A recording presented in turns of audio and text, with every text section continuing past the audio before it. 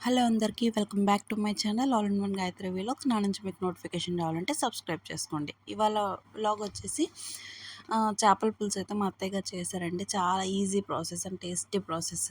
చాలా టేస్టీగా ఉంటుంది కర్రీ మాత్రం. దీనికి కావాల్సింది మనకు వచ్చేసి చేపల ముక్కలు చక్కగా కడిగేసి ఒక గిన్నెలోకి తీసుకోవాలండి.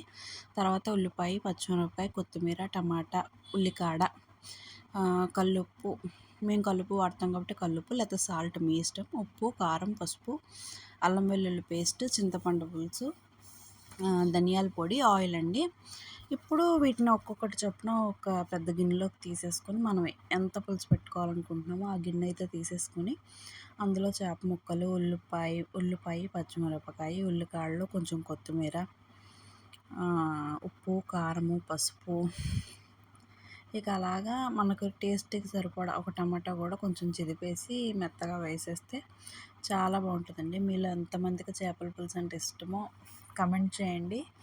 నాకైతే చేపల పులుసు అయితే ఫేవరెట్ డిష్ అండి. మీ ఫేవరెట్ డిష్ ఏంటో నాకు కమెంట్ చేయండి. నా వీడియో నచ్చితే లైక్ చేయండి, షేర్ చేయండి, సబ్స్క్రైబ్ చేయండి.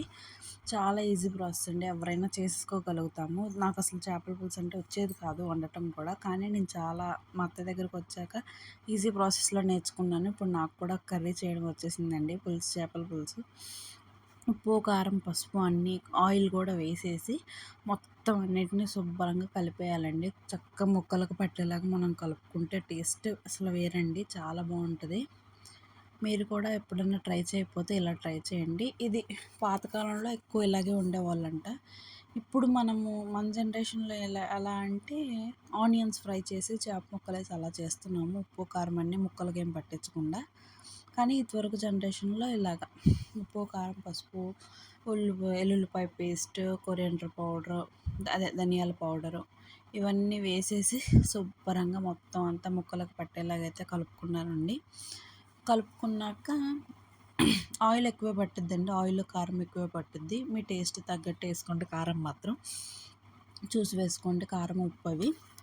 మేము కారం ఎక్కువ తింటాం కాబట్టి మేము కారం ఎక్కువ వేసుకున్నాము. కారము కొంచెం ఆయిల్ వేసి చక్కగా మొత్తం అంతా శుభ్రంగా కలుపుకోవాలండి. చేపల ముక్కల్లో నేనైతే పొట్ట ముక్కలు తిననండి, తలకాయ తినను. మిగిలిన నడుము ముక్కలు అయితే తింటాను. మీలో ఎంతమంది హెడ్ అంటే ఇష్టమో కమెంట్ చేయండి. మా ఇంట్లో వాళ్ళకి మాత్రం హెడ్ అందరికీ ఇష్టమే, నాకు తప్ప. నేనైతే తినను. మా పాపకు కూడా ఫిష్ అంటే ఇష్టమే. చికెన్ కన్నా ఫిష్ అయితే బెటర్ అని చెప్పేసి మా హస్బెండ్ ఏమో ఫిష్ తెచ్చారు.